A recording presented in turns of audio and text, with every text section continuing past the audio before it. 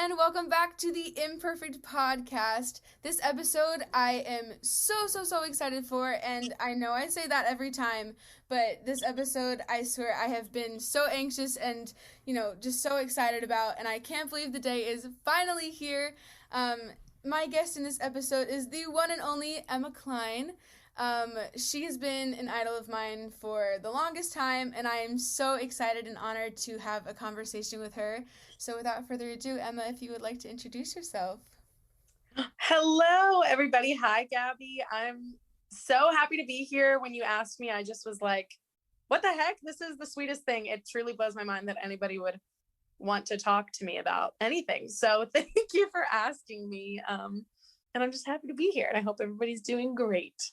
Of course. So the first question that I have for you was, how long have you been writing music, singing, and wanting to pursue music?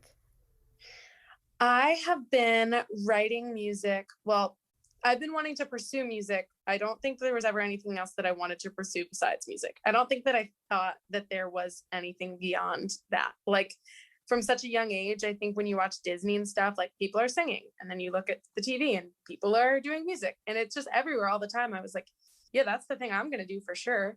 And then when I was probably like 5 years old, my mom and I were watching, there was an old show before American Idol called Star Search. Mm-hmm. And it was on TV. And I remember asking my mom, like, do you think that these people took voice lessons or take voice lessons? And she was like, I'm sure they do. And so I was like, okay, can I do that? So when I was 5 or 6, I started taking voice and piano, started doing musical theater. And then I started writing. I don't know. I think, again, because of Disney and stuff, I would just make up random stuff and sing all the time. And I think the first official quote unquote song I wrote was when I was in 5th grade for my 5th grade graduation. So I remember that one. You remember what it was called? It was called All Because of You. And I had a friend at the time, Ben Lamon, who had cancer when we were in elementary school, and he had just kind of like beaten cancer. Mm-hmm. And his mom asked if kind of the song that I'd written was like to thank all the teachers. And she was like, we're doing a little CD or there's like a CD that comes out every year that the proceeds go to, it's called Ewing sarcoma, is the type of cancer he had. She was like, do you want to, like, we'd love if All Because of You could be on there as almost like a thank you to the doctors. So when I was in 5th grade, had my first experience of like going to a studio, and the guy that built our back deck, Dave, he had a studio in his garage. So he helped me with that. But yeah, so that kind of shaped me and like how I don't know, that was the time in my life I was like, wow, songs are powerful and can really be used for so many things and circumstances. So yeah, that was when I knew I wanted to write songs and stuff. Yeah, that's so cool. So where does your inspiration come from for your music? Things like, who inspired you to become involved in the music business and stuff like that? This is so funny, but like, okay, I'll start with the youngest inspirations, like Britney Spears. Just seeing a pop star, Britney Spears and Christina Aguilera, I was like, I want to do that. But then the real inspiration for me was Taylor Swift, 100%. And also Hillary Duff kind of too. Mm-hmm. They were just so young, and I mean, they seemed really old to me at the time, but now looking back, I'm like, yeah, it was really cool that there were these young women that were being vulnerable and putting themselves out there and taking risks with, whether it's like, for Britney Spears, whatever, like dancing and outfit risks and all these things that were just like kind of not normal in that culture at the time. And they were just kind of trailblazers. And so I just really admired that. And then for songwriting, I just was like always blown away by stuff that Taylor Swift did. And then also kind of inwardly competitive. I'd be like, I could write a song like that. Like Mhm. I could do that maybe. While also constantly being humbled by her insane abilities. And then every Right. now and again, you know, I'd be like, oh my God, she really did it. She really did that, didn't she? So yeah, those were kind of the inspirations I had for like young females that were really confident in themselves. And Taylor Swift, especially from a business perspective, just seemed to always have her shit together, pardon my French. And I always felt like she had it going for her. So yeah. So what is your biggest inspiration for your songs personally? I like musical inspirations. I would say I listened to a ton of John Mayer growing up, and Jack Johnson. So I really love early 2000s, like pop music. Now you think like maybe Dua Lipa or, I don't know, just like all the songs you're hearing on TikTok, like very like those things, like that's pop now. And it's so good. But the early 2000s pop of like Colby Calais and Sarah Bareilles and all those things, like to me, I still love so much of those elements. So something that I try to do now as an artist is combine like those acoustic pop elements from the early 2000s, but maybe with lyrical content. I listen to a lot of country music. So even though I wouldn't say I'm a country artist, I think that my songwriting tells a story similar to how country songs do. And then I would say that, yeah, from a pop perspective now, like a current pop, like that sometimes shapes my lyrics or melodies big time.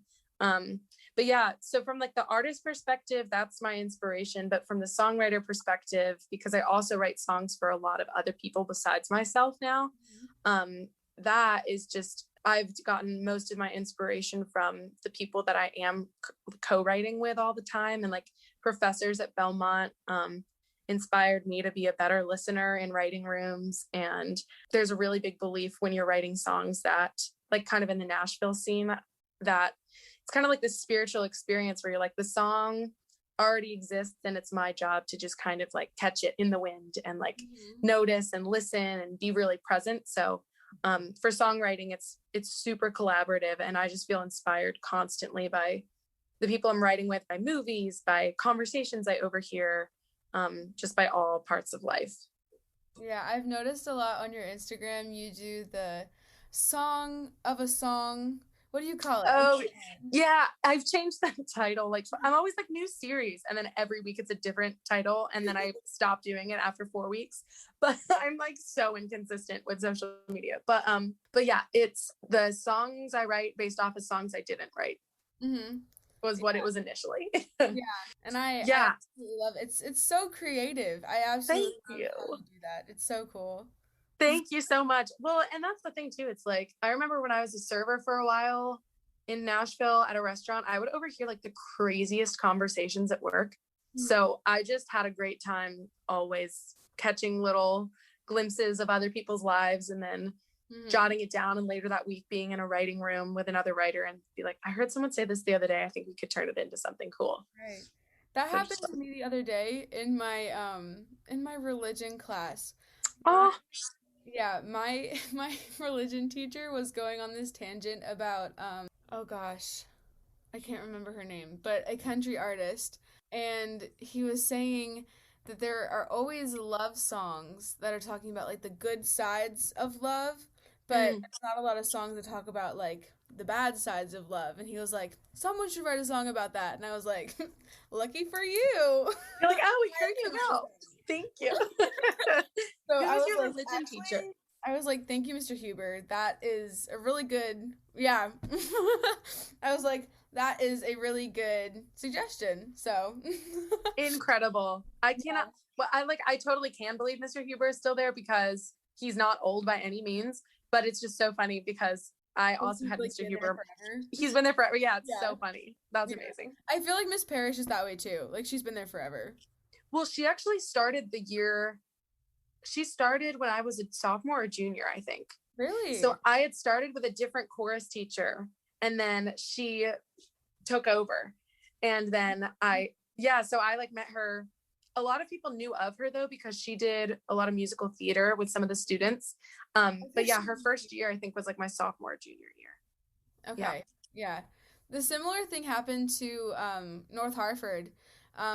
My teacher, after my sophomore year, she left to work at a school closer to her because she lives in Haverty Grace. So she was driving Okay. like 40 minutes to get to school every day, which is crazy.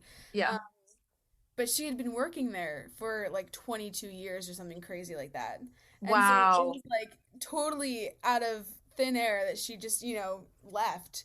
Um, Yeah. so this is the first year that North Hartford had a new chorus teacher, and she's 27.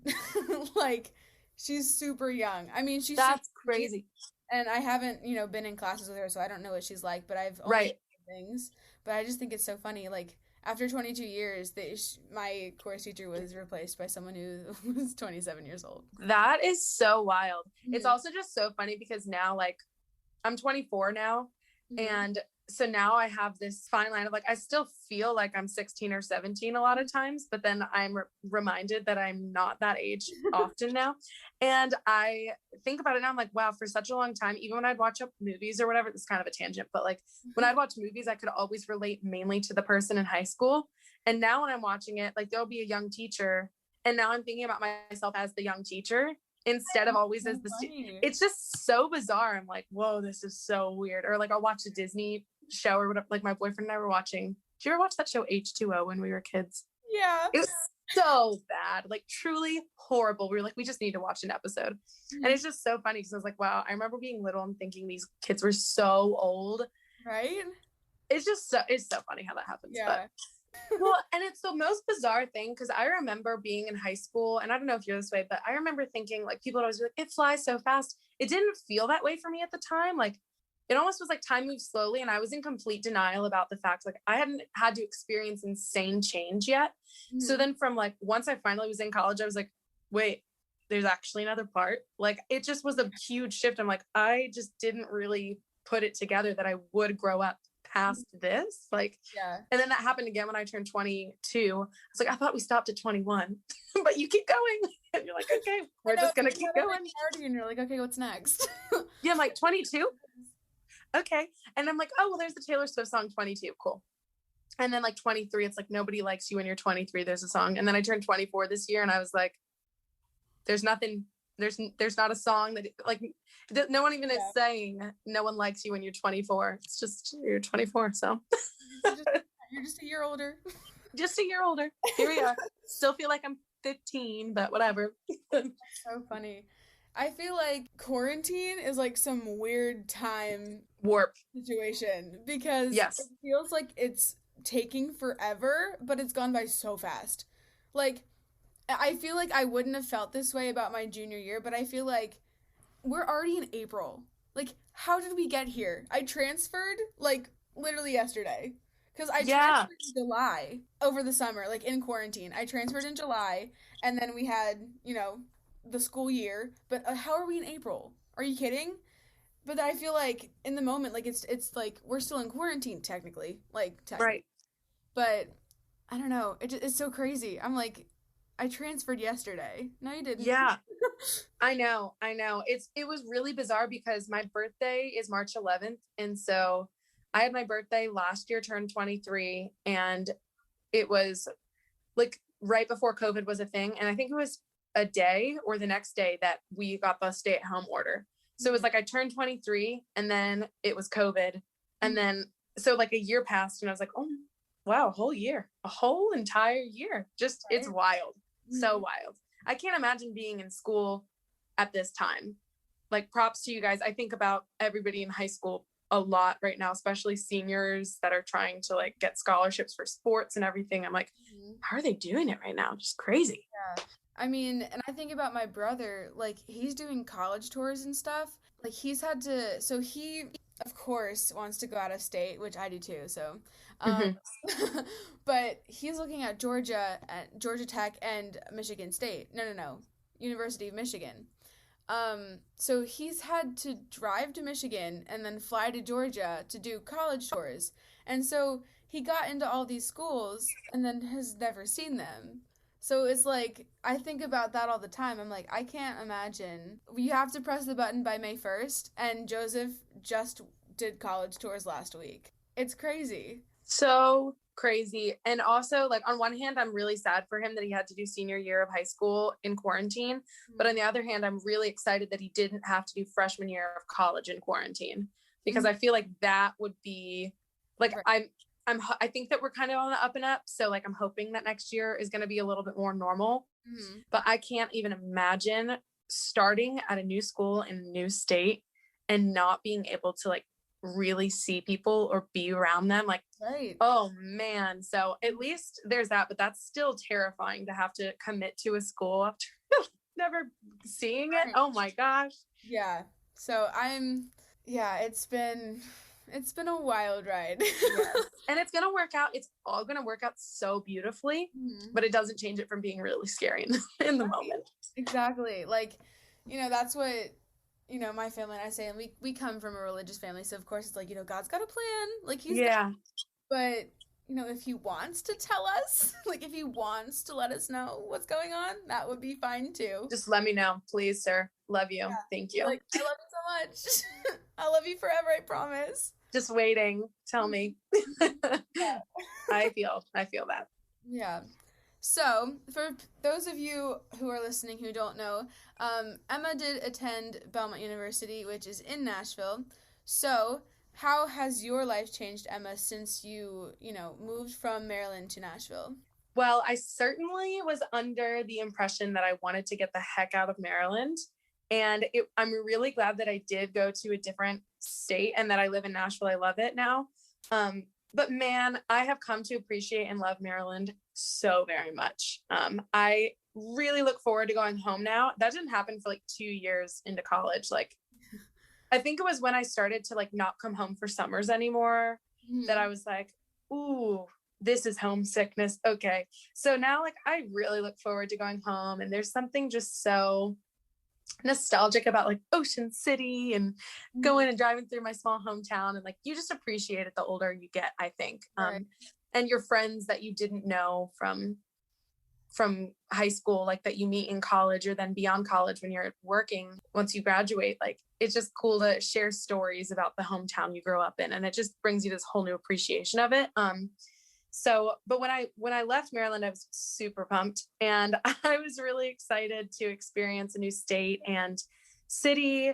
And I had always heard that Nashville was like big for music. And so I toured the school, I guess once my senior year of high school, sorry. And I didn't like, there was so much under construction, I didn't even really get a good look at it, but I just was like, yeah, music school in Nashville. This all just seems like the most legitimate thing to do. Like, this is perfect. I'm going to do it. So I have, since going to Belmont, become a lot more, sorry, it's hard to answer this question. Like, I want to answer it in parts. There have been so many changes in my life in the last year that it's just hard to remember so many things about my life. I feel like when I first started at Belmont, it just really was a school that embraces people and welcomes people in and is very warm. It feels like Camp Rock a lot of times.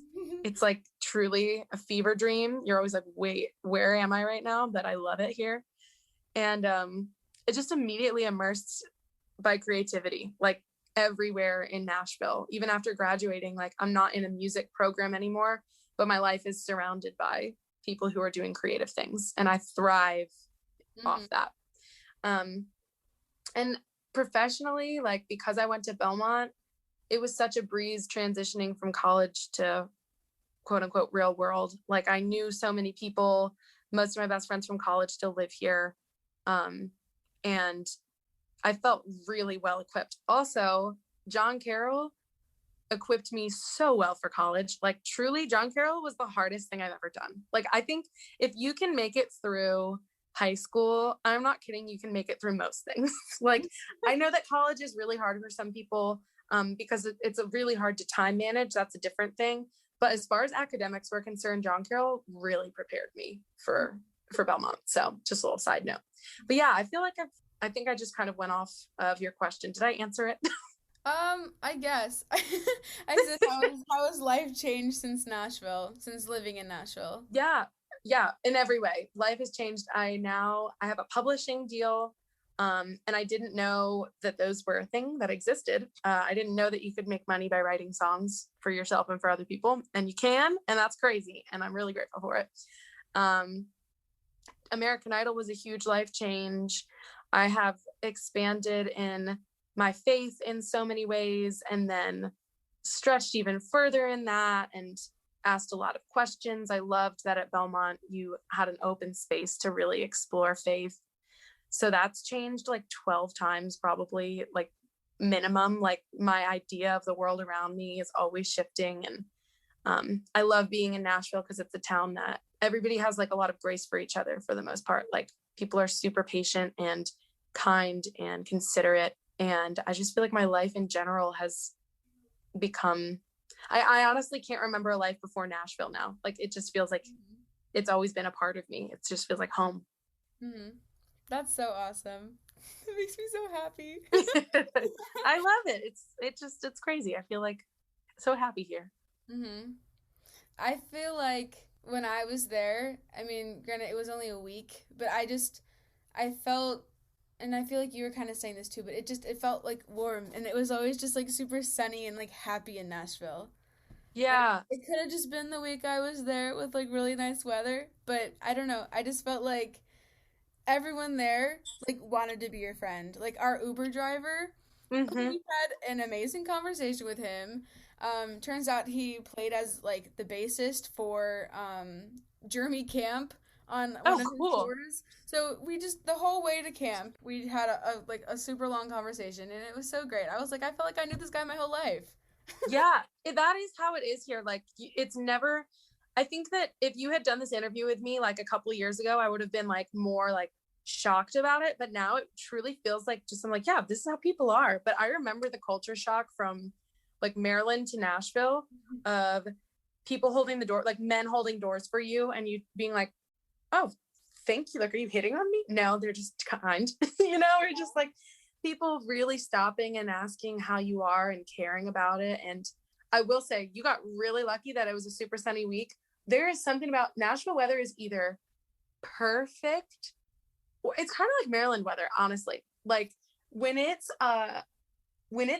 hot and humid here, it's disgusting. And when it's like rainy, like my freshman year of college, I think it rained every day for like 2 weeks. So like no one told me it rained so much here, but actually it's rained a lot less here this year. We've just gotten a lot more severe weather. Mm-hmm.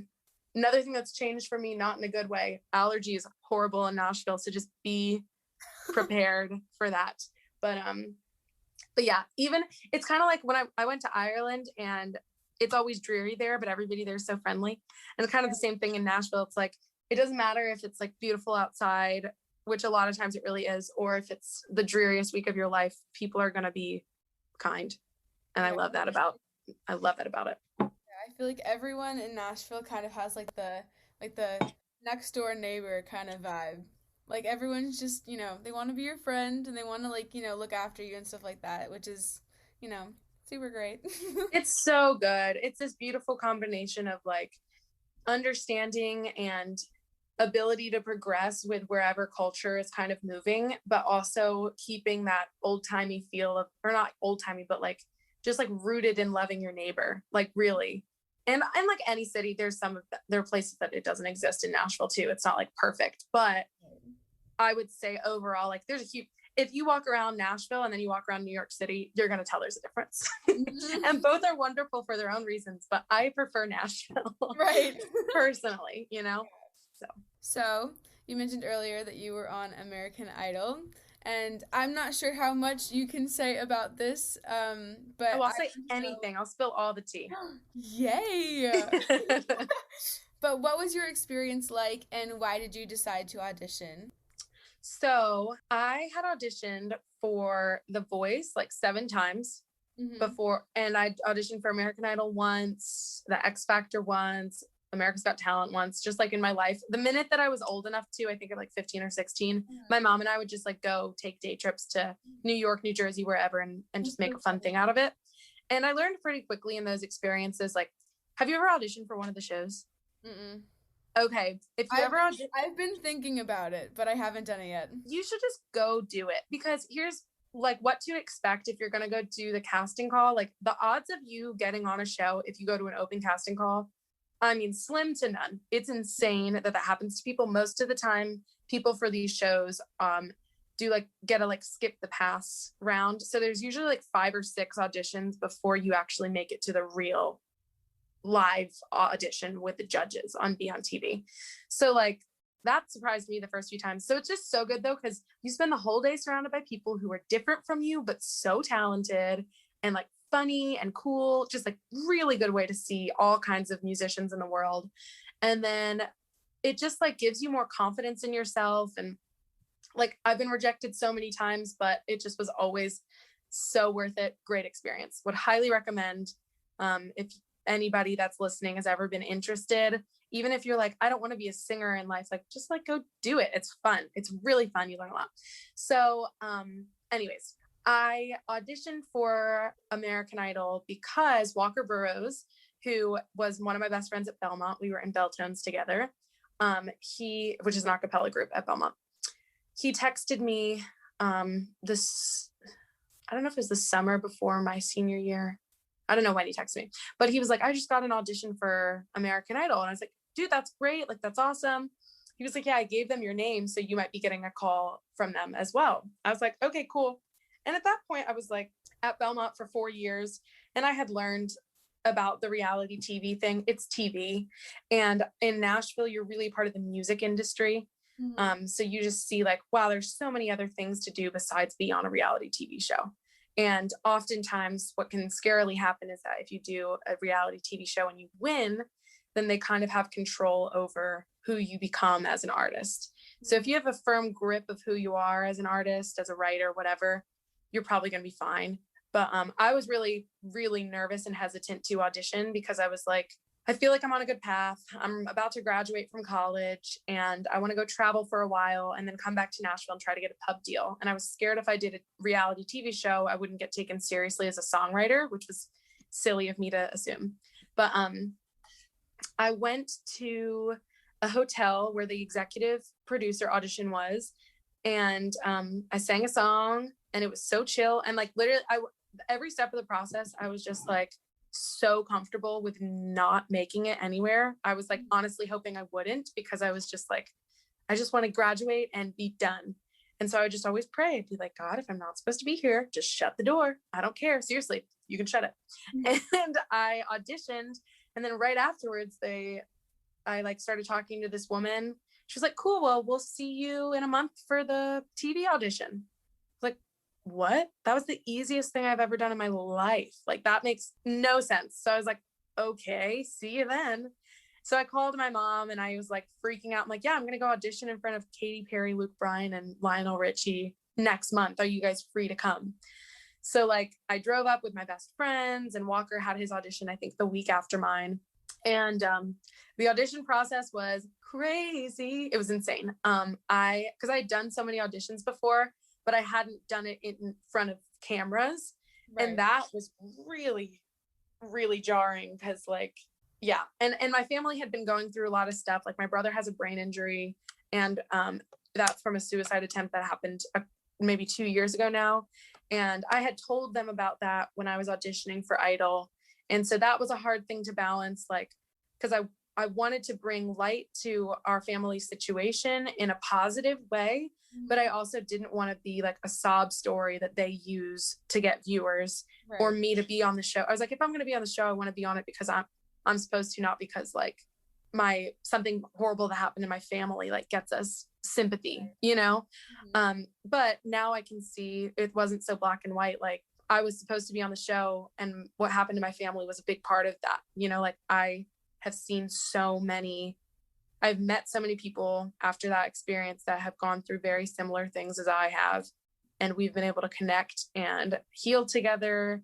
And I still haven't fully processed that experience. Like it's crazy how many people that impacted. And I didn't think about that at the time. So I'm really grateful that it all happened the way it did. And do you want me to keep going? Just like more about the Idol experience? Yeah. Cool. Feel free to cut me off at any, I like to talk. I will ramble for the rest of the year. I like to listen. Perfect. So the day of the audition, one of my best friends, Sam, played guitar for me. And right before I was going to go audition in front of the judges, like truly a minute before I was going to go in, there was a producer that came up to me and was like, hey, if you could just, when the judges say this specific question, tell them about your brother's suicide attempt. And I just was like so taken aback because I hadn't even decided if I wanted to talk about that. And then I was like, wait, you already know in advance that the judges are going to say a question. That makes me feel like they don't actually care. And that like, this is all scripted, whatever. So I started having like an actual panic attack because I couldn't talk to my mom and dad. They were like in a different room. And I just felt really lonely and scared. And like, what am I getting myself into? And Sam was able to talk me down. And the producer was like, hey, I'm so sorry. I thought that that's what you wanted to talk about. I was like, I don't know yet. He was like, okay, cool. Just like whatever you're comfy with. So when I got in the room, I just told them like, yeah, it's been a really hard year. Stuff with my family's been crazy, but I'm really grateful. And I'm really grateful for my brother. We've had a hard year. So that's what I left it at. And then the producers were super kind. And well, first I sang, I got the golden ticket. It literally felt like I was in a video game. It was insane. Like ever since I was 7, it was my dream to hear the words like, you're going to Hollywood. Mm-hmm. And for it to be that experience of them all 3 immediately being like, you're going to Hollywood. It was just crazy. And again, still haven't processed that. Just crazy. And the producers after that point were again trying to get me to talk a lot about my brother.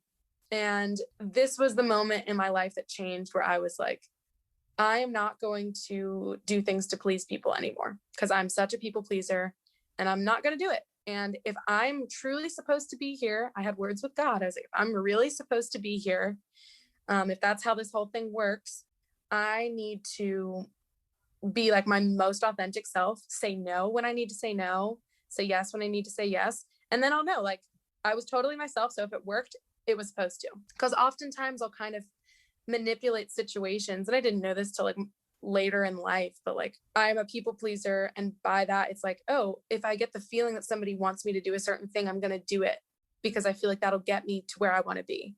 But I was like, no, that's not authentic. That's not me. So I just told them like, hey, I don't want to talk about my brother. I'm not going to do this way. And that was so scary for me, but I'm really glad I did. Because then the producers were like, cool. Like if you're going to tell this story, like we want you to, and how do you want it? Like, how does your family want it? So then they respected us to make that decision as a family. And every step of the process was that the producers are so kind and they're all just doing their job, you know, but it's a crazy job because they have to like keep stories in a specific line. So yeah, that's it. TV is TV. And at the end of the day, you could get sent home because you don't have blonde hair. It's not really having to do with your talent. Like they have to fill certain slots. So it's just one of those things that you're like, cool, either this works or it doesn't. If it works, great. If it doesn't, great, cool. Something else will. So that was kind of my experience. And then by the time I got cut, like I felt so much peace about it. I just was so excited. We got to go to Hawaii. I was there with Walker, who's like one of my best friends in the whole world. Just incredible. So that was a long story about my experience on American Idol. I loved it. Thank you. Thank you. I think it's so interesting. We see the final product and we don't really understand what's going on behind the scenes. And like, that's why I think this is so cool that I'm, you know, able to talk to you about it, just because people like me who, you know, have wanted to, you know, it would be so easy for me to, you know, play up the fact that I have a birthmark, but I know that I don't want to do that. And like, if I'm supposed to be kind of like what you were saying, like if I'm supposed to be there, then, you know, I'm going to be there because I'm being authentic, not because I know I have a difference and I know that I can, you know, like manipulate the situation. Like, right. That's not how I want to get to where I want to be. Like, I don't want to do it.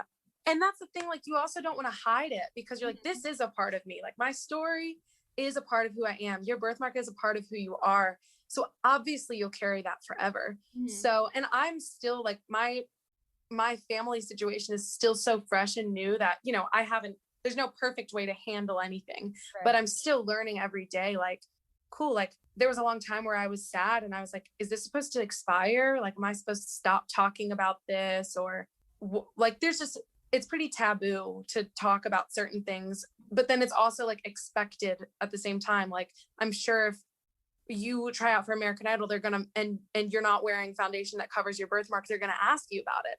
And Right. so and that's something that you're probably prepared with in your life anyways by this point. So I feel like it's just one of those things that the more and more that you get comfortable being like, yeah, this is who I am. It's a part of me. And I love that. But I'm also this, and I'm also this.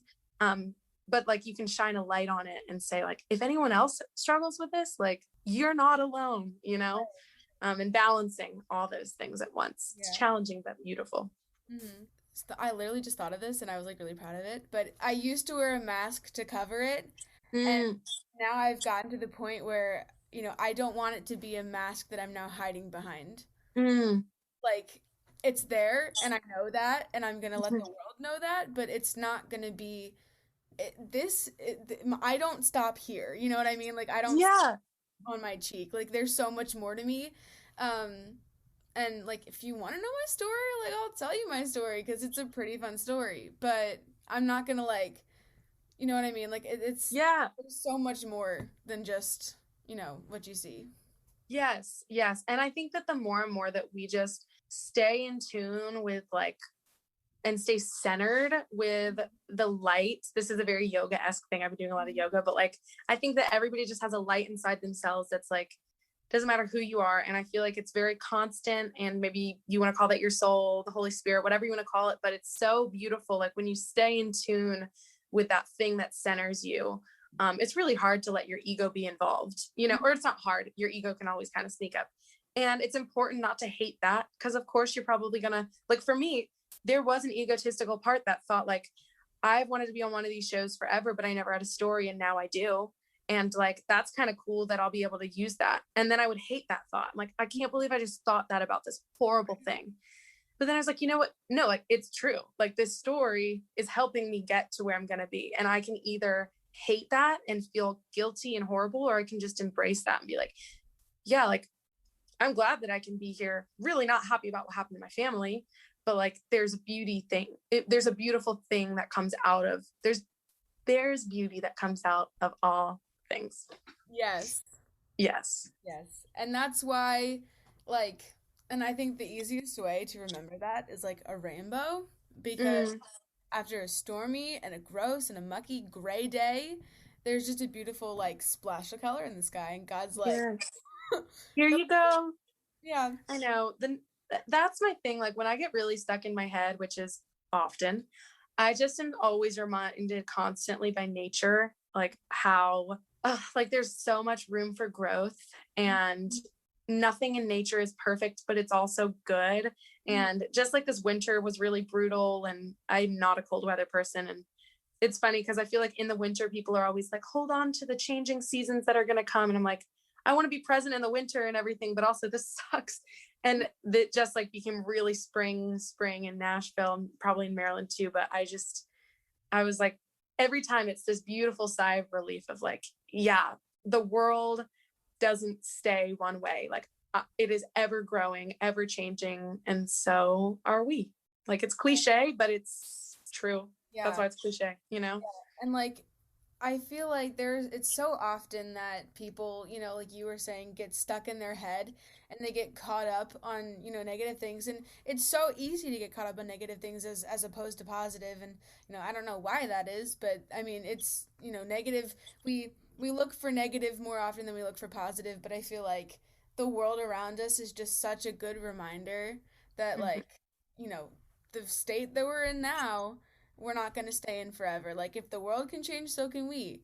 And you know, I think that's just such a, like, look out your window. And if you know, have you ever just looked at a tree? Like just truly looked at a tree? I know that sounds so silly, but like I love trees because I'm like, wow, there is so many complicated things happening inside of this living organism.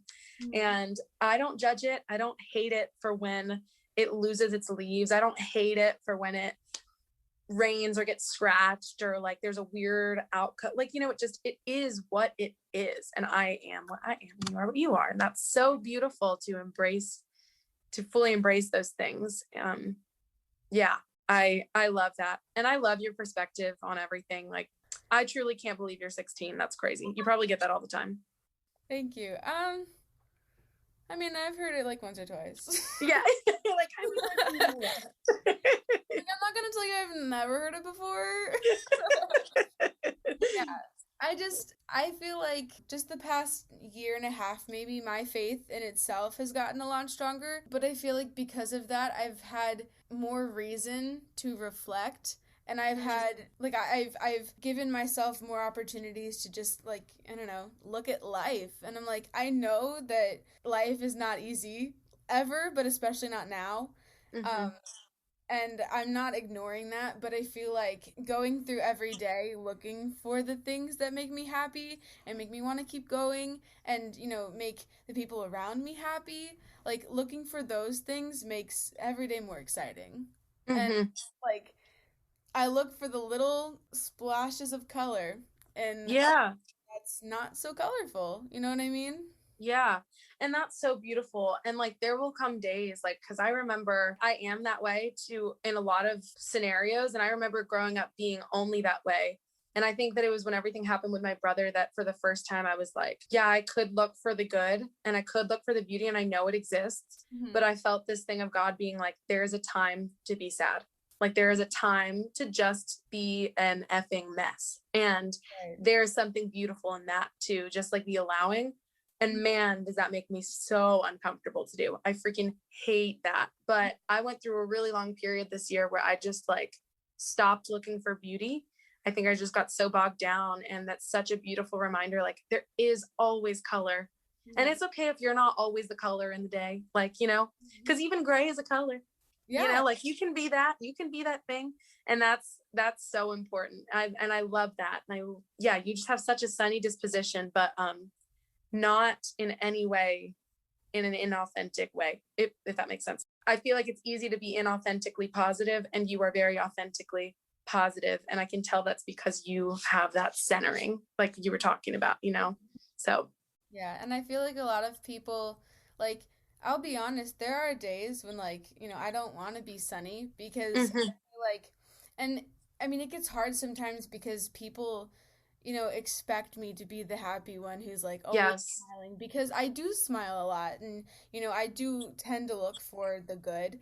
But there are times that it's really hard to look. And so like, I get it. Like there are obviously times that like you need to be sad.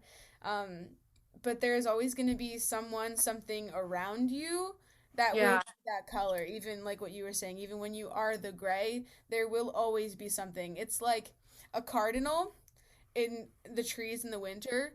Everything is like brown and gray and musty and gross because all the leaves are gone and they're, you know, it's winter. But you've got this bright red bird, and you don't really see it, you know, fly down and land on the tree, but like you look up and it's just there. You know what I mean? And it's just like a friendly reminder that like I know life looks gray right now, but I promise you it's not going to stay this way, and there's going to be something that's going to make you feel less gray. And that's what faith is. Like it's that hope, it's that trust, it's that love that even when things are dark, you don't have to feel happy, but you can trust that like it's not all that way. Yeah. Such a beautiful thing. Yeah. This was something that my Bible study had talked about, but the difference between happiness and joy. Happiness is something that comes and goes. And because you need to be sad to be happy, it's a cycle, and that's just, you know, a natural thing, because you can't have highs without lows and you can't have lows without highs. They go hand in hand. But joy is the thing that stays with you forever. It's the thing that's, you know, in your heart and in your soul. You know, even when you're sad, you have joy because you know that you're not going to stay sad. It's you know, it's like joy and hope. You know that you're not going to stay there and that life's going to change and you're going to get better and there's going to be something that makes you feel better and brings you out of the rut that you're in. So it's like, I think about that a lot. That's beautiful. Yeah, like contentment, you know? I think that our culture has a really big problem with, or at least I did personally, where I thought that if you're not happy most of the time, then something's wrong. And contentment, like you're literally never going to be fully satisfied. Like, and you just have to accept that, in the sense that like contentment is different than satisfaction too. Like you're making peace with where you are and being like, cool. Yeah. It's a really beautiful thing. Yeah. Life is so beautiful. Right? And crazy and ugly and beautiful. Life truly is a roller coaster, but at the end of the day, roller coasters are always fun. Scary sometimes, but fun. That's true. That's true. So, back to the questions. Yes. What a fun little tangent. That was awesome. I know. I love it. But music-wise, what kinds of things are you planning on doing when the world opens up again? Yes. Well, I am releasing an EP, the first Friday of May. I'm so excited about it. The 7th or the 9th? Yes, May 7th. Yes, May 7th. And that has been, I mean, it's been like 4 or 5 years in the making. Mm-hmm. And I had made a whole EP during college that I never did anything with. And then this one. So it's been a long, long time coming. So yes, you can definitely look out for that EP. And I'm really excited. It's the 5 songs that I sang when I was on tour with Bobby Bones. When he asked me to play for him, I was like, I have to fill up 45 minutes of just me and a guitar. I've never done that in my life. And what am I going to sing about? And how am I going to keep a crowd full of people coming to a comedy show entertained for 45 minutes when I only write really kind of sad songs about boys? So I started playing this set, and from start to finish, it was just like the beginning of a relationship through that to where it ended. And then it's called Love Me Too, because it comes full circle to like, okay, maybe I got to love myself first. And like, now we're restarting. Thank you. I love that so much. So super excited about that, to be out into the world. It feels like a new beginning for me, because these songs have been done for so long, and I'm ready to kind of have them be out. And hopefully I can tour with a band. Truly everything is so tentative in Nashville right now, so I haven't made any officially big plans, but my hope is that I will be getting out and about playing some shows. Yes. Yay. Which you just released a song, Off My Mind, on Friday? Yes, yesterday. Which, guys, this song, oh my gosh, Emma. It's so good. I absolutely love it. If you haven't listened yet, please check Emma out on Spotify, because all of her songs are amazing. Also, the acoustic version of Down is my absolute favorite thing in the entire world ever. Oh my gosh, thank you for saying that. I've been like in my head that nobody likes it, and I am so glad that you do. No, I'm obsessed with it. I absolutely love it. Thank you. Yeah, no, I absolutely love it. I mean, I think acoustic versions of everything are just, amazing, and I love them. I love acoustic versions too. Yeah, but Down is just such like an intimate little song too, and Thank you. I'm such a huge fan. This is crazy. Thank you so much. Yeah, of course. But yeah, I'm such a huge fan of you now. I love talking to you. Oh my goodness, thank you so much. Mm-hmm. Of course. When I have some more like demos and stuff, I'll send you some of my music, maybe. Please, I would love nothing more. Yay! That was always my thing. Like when I was in high school, and just when I was in middle school, I remember always looking at artists I looked up to that might not have been big or whatever, or maybe they were to me. But I just remember always being like, I wish that somebody would just like ask to listen. Like I just wanted to be heard by somebody that did the same thing as me. So I know how good that feels. And I still love when people I look up to listen to my thing. So any time that you want me to listen to something, I love listening to new music. It's my favorite. Yay, that's so awesome. I would love to. That makes me so happy. Who knows? Maybe if I move to Nashville and I have music out, I can be on the Built in Nashville playlist. Mm-hmm. Oh, yeah. Absolutely. Which, that's an awesome playlist, too. I love that playlist so much. I know. It's so good. It's so cool that it just started this year. Well, and maybe whenever you get here, I can help you with co-writing. Because that's like the thing of Nashville that is hard to grip, is like everything is pretty much co-writing. And I had only ever written songs alone and was like, I don't want to write a song with another person. That sounds terrifying. But it's like the most important skill to learn. and experience to be able to put yourself in if you want to write songs in Nashville. So I would be happy to write a song with you one day. Yay! It'd be so fun. I will remember that for the rest of my life. Hey, we'll just do it. We'll just do it and it'll be great. It's a date. It's a date. It's a date. I love it. So, what has been the greatest moment or most memorable moment of your career so far? That's a hard question.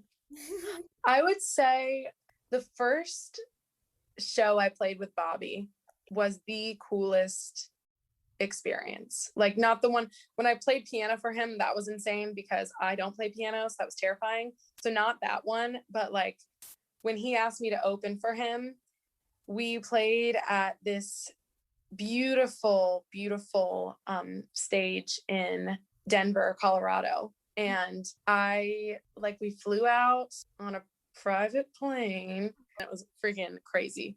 And it's like the most convenient thing in the whole wide world.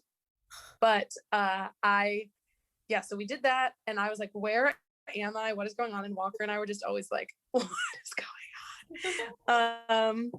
Because I mean, okay, so imagine if like where you are exactly right now, you're just like a human, you're chilling, you're just doing your thing. And then all of a sudden people like want to talk to you, or like you are playing a show for like, I don't know, 2, 3, 5,000 people that don't know you at all.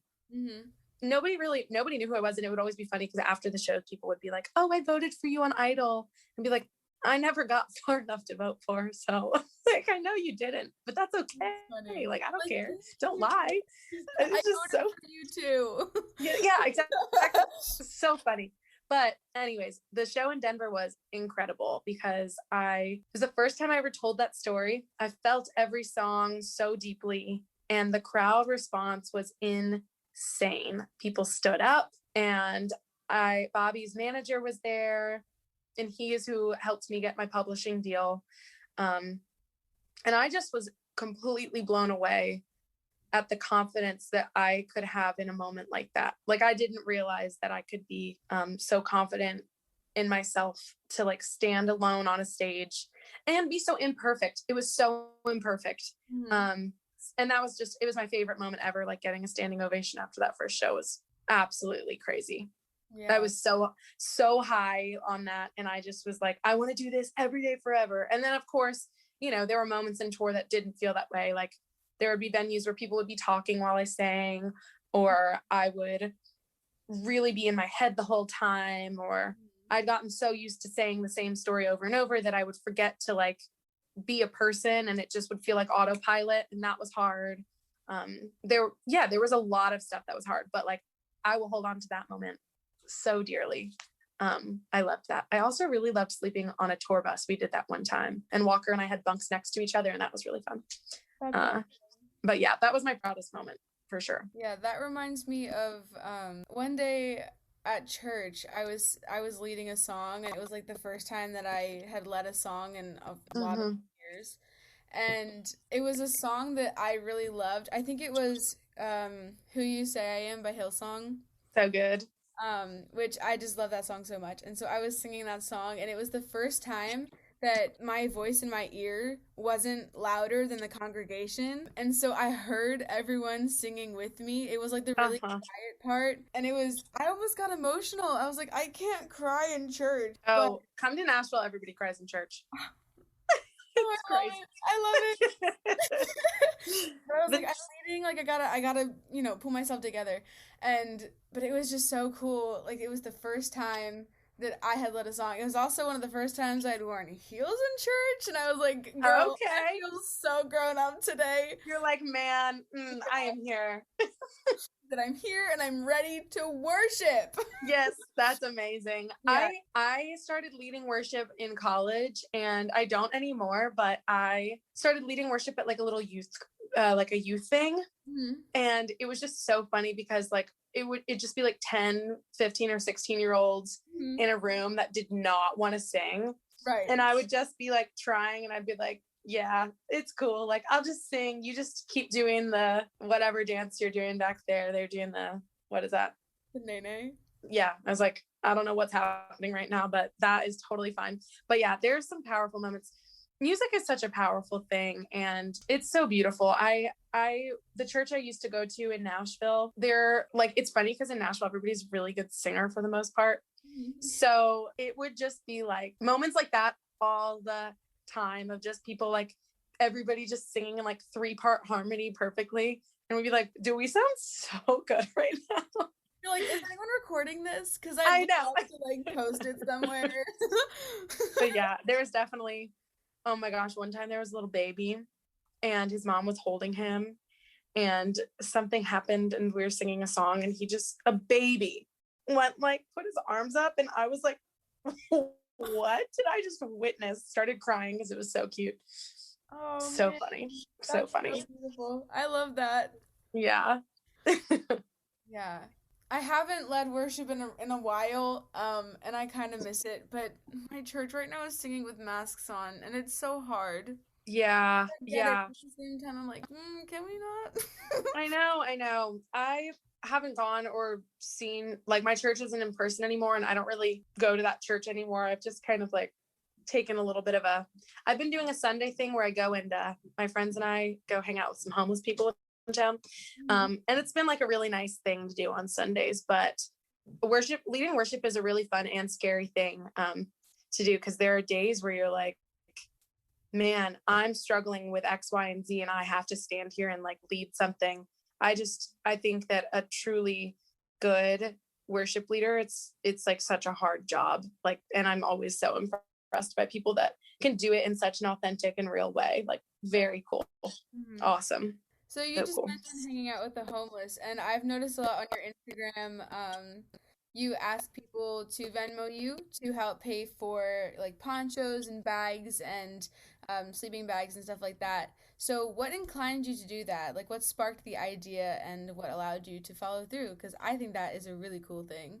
Thank you. Well, so it all started, one of my best friends from college, Carly Stiver is her name. And she and I have like only grown closer since graduating. And we like always go through the similar parts of our faith kind of at the same time. Like when we were in college, we were both like the most mega Christian people you'd ever meet. And then when I graduated, I started to have some big questions at the same time that she did. And then we both totally unraveled and were like, what is anything? So we started a little group together where we'd get together with people that were also experiencing a lot of questions of faith. And we have this like jar of questions. And so we started to on Sundays get together and like read the questions and just chit chat and like talk and be there for each other, because we would always be scared to ask those questions in church. So that was really beautiful. So she and I started doing that together. And then one Sunday she asked me if I wanted to go to this thing called Shower Up with her. And it's a place where like a truck that has showers inside of it goes and like help homeless people can shower there. So Carly was like, do you want to come with me? I was like, yeah, sure. So we just went and they didn't need us to help volunteer in any way, but we were like, well, let's just talk to people. So there was one family that spoke Spanish, and I am learning Spanish very slowly. And so I was like, oh, I'm going to go try to speak to them. And there was this one guy, Freddie, that I thought was crying, and he just kept pointing up. And I was like, oh, he's like crying because he's like happy that we're here and like something about God, whatever. So funny. So we started going week after week, and I would just bring stuff for like, we just started asking people what they needed, and we go. And we realized that like you can go, mission trips can be kind of damaging, and so can just going and helping the homeless people like once every 2 months, because I think something that people don't get enough of is consistency. And anybody can just show up for a day and be like, cool, like here we are. But showing up for someone consistently and literally just talking, I think is like such a big part of the human experience. So anyways, we started doing that. And then it was hilarious because I started bringing my friend Amanda, who speaks perfect Spanish. And Freddie was doing the same thing again, where he was crying and pointing up. She was like, oh, he has horrible allergies from the sun. I was like, that's oh my God. There I was, my ego on fire, being like, I helped him, and now he's crying, saying like something about God. And it was just that moment of like, Emma, sit down. Like, what are you doing? So I just, yeah, it's, I started going because of that with Carly, and now I just keep going. But I got pretty overwhelmed last week because I had been going on a weekly basis, which I'll continue to do. But I kept telling people like, yeah, I'll get you this next week. They'd ask me and I'd say, sure, I'll bring it next week. But the thing is, it's really hard to get all of that next week. And what'll happen is if I don't get Venmo'd all the money, but I've promised it to people, then I pay for it, which is fine. At first I was like, okay, God, like money comes and goes, like it's fine. But then now I'm like, okay, I need to pay for rent. Like there are certain things that so I have a budget of how much I set aside to help. But now I was like, I have to create a boundary. So anyways, long story short, that's what we've been doing on Sundays. And I'm just trying to find the balance. And I want to be sure that we can find a real way to help with like getting jobs for them. And some people don't want jobs. Some people, mental illness is so prevalent that they just can't, they're not in their right mind to do it. So more than anything, we just try to show up and talk to people. And I love talking to them. They're really fun for the most part. Sometimes people yell at me, and that's fun too. But that's what we do on Sundays now. I had this idea to do something called sunrise studies. And I think you can do this with the people that you see every week or just with your friends. But I was thinking that, it could be a kind of thing where, you pick up a new one at church on Sunday, and then the following Saturday, you go and I was thinking you could, in this little box we would make, you would pick like 5 or 10 of like the best hiking spots within like a certain radius to the church. Oh, cool. And then on Saturday, you would go to that hiking spot and you would hike to the summit to see the sunrise. And then there you would do a cute little devotional. And then, you would come back Sunday and swap it out with someone. And you'd have like a little journal where you could write like, this is what our experience was about. And like you could take a picture and send it to the church. We could, whatever. But I love that. Yeah. So also, did you just totally see me put deodorant on right then? No. Okay. Because I just did. I just took my sweatshirt off. I was sweating and I just needed to apologize in case you did. No, so, I love it. Anyways, continue.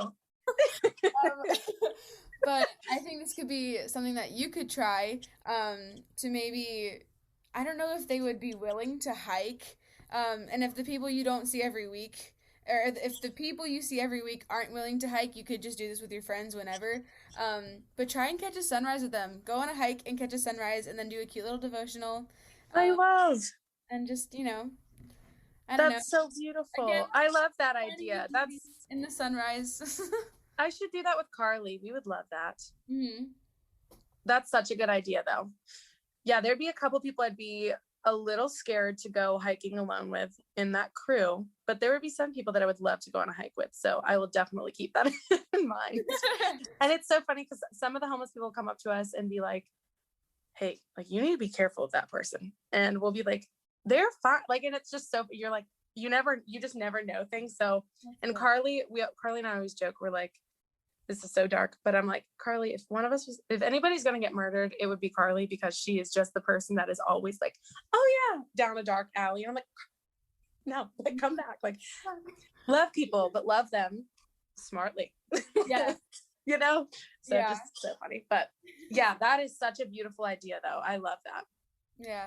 Just kind of going along with the whole, finding the beauty thing. I think it could be a cool visual for everyone, but also just, a fun way to dive into the word, which I love. So That's so beautiful. I will definitely bring that up to Carly. She would love that. We love a good walk and we love a good talk. So we're walking and talking and sunrising and studying. There you go. There it is. That's amazing. Yeah. Okay, so the last question I had was, what is some advice that you would give someone who is following down the same path as you, or what is something that you wish you would have known in starting out in the music business? I wish no, I don't like to wish things, because I like where I am and that I have to figure it out on my own. But something I would tell somebody else would be that you are going to change so many times in your life as an artist, as a person.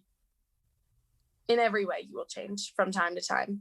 And allow it. And this is me telling myself this right now too, like allow it and trust the process and trust that like, this is another cheesy thing, but like destinations are not the goal. Like the journey is the destination in a way, you know? And like my boyfriend tells me that all the time, where he's like, Emma, just allow this part of your life to be here. Like rather than getting mad at yourself for things that you can't control, like allow it. And this is not so much like music businessy, but I'm not that businessy of a music business person anyways. Mm-hmm. And I feel like the biggest lesson in life and in being an artist or whatever career path you're in is, you know, allowing yourself imperfection. I didn't realize I was a perfectionist until this point in my life. I had no idea, because I'm not the type of person that's like, this needs to look a certain way. But it's that same thing of people pleasing that I was saying, of like, I want it to seem like I've got it together. Even if I don't. And I like lied to myself about it for so long, but I do that in every area where I'm like, I give everyone else grace but myself. So give yourself grace, allow there to be imperfections, and don't hate yourself for things that you don't like. Like you're allowed to dislike things that you do, but don't hate yourself for that. You know, like continue to love yourself, continue to stay true to the light that is inside of you. And somebody told me that the opposite of faith isn't doubt, but the opposite of faith is certainty. Mm-hmm. So the minute that you're like, I'm certain about this and I'm right and you're wrong, and this is how I live my life and I'm certain it's the only way, that's when things fall apart in career and faith and relationships, everything. The more and more I allow myself to just be like, I don't know what I'm doing, but I have faith. I don't know, but I hope. That's a very long answer, but that's my big thing of like, it's not my job to know all things, but it is my job to accept and roll with it and have grace for myself and for others and for all the mysteries, you know? Mm-hmm. And I think that ties back into the idea of like contentness that we were talking about in the beginning. But yeah, I agree. Yeah. You're not, there's never going to be a time that you're like, yeah, I have it all together. Like that was the right, like there are going to be moments where you're like, I have it together. And then the next day you're going to be like, oh my gosh, I don't have anything together. So, and especially in music, because what works for one person won't work for you. That's a huge thing. Like, don't always base your things off of what is working around you. Like, because it might, everybody has their own little path, you know, everybody does. And there's so many things I could say, but I'll just leave it at that. Well, I like that. And typically I end my episodes on a good note that just kind of summarizes the episode. So you guys, find contentness, be okay with the fact that, you know, things aren't going to be perfect all the time. Life changes, you change, and that is okay. I don't know. I feel like you've summed all of it up in the last question. So yeah, I think that's all I have to say. Emma, thank you so much for being a part of this episode. Thank you so much, Gabby. Yeah, of course. I'm so glad we got to do this. And I hope I can talk to you again soon. Well, we will. It's not even a hope. We will talk again soon. I can't wait. And I'm so excited for you and for anybody listening that is like around the same age. I'm so excited for you. Seriously. I'm so excited for everybody. Just, yeah. Thank you for having me, Gabby. I'm so grateful. Of course. And again, you guys, please check out Emma on Instagram and YouTube and Spotify. What else? What else are you on? I think I'm on all the things, but I pretty much only use Instagram. And also, I apologize. If you reach out to me, please reach out to me. I want you to. Yes. But man, am I a bad responder. I will get to you one day, but just bear with me, okay? Yes. All right, guys.